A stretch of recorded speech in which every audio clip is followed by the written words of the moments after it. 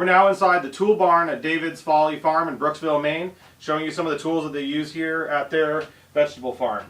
We're going to start with some of the tools that we sell that relate to bed preparation.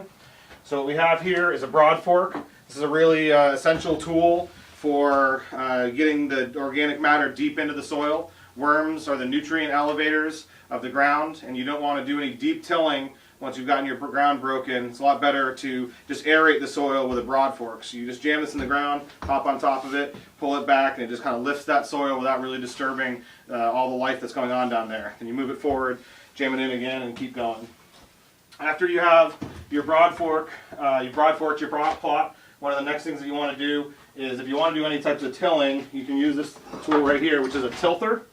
And what this does, it creates tilth or fine soil. So this tool uses a drill, just a cordless drill. So you put the cordless drill on here, the chuck goes inside of the gears, and on the bottom it's just got cultivating tines or tilling or stuff to till, and it just tills that top 2 inches. So this is a great thing, a great tool to use when you're just trying to prepare the top of that soil, or you're trying to mix in some sort of amendment. So after you have your broad fork and your tilther, one of the next really great tools is this 30-inch wide bed prep rake.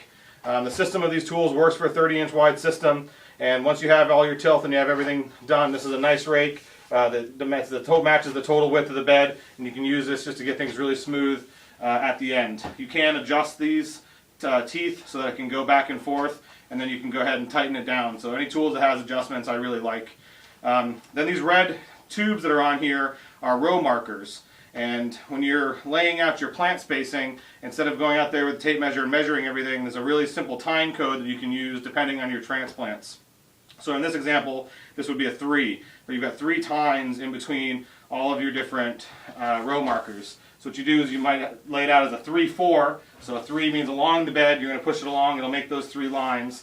And then what you'll do is you'll take these tubes, you'll move them so that if it's a 4, that there's 4 tines in between each of the tubes, and then you come back the opposite direction, and then you mark it out that way, where you mark it, and then you basically take this last tooth and you go to that first tooth to leapfrog it to make sure that you keep your spacing how you want it. It's a very, very simple way to lay out your all your spacing. After your bed's prepared, then start talking about seeding. There's 2 different types of seeders that they use here. This is a 4-row seeder from a company called Semner in Germany.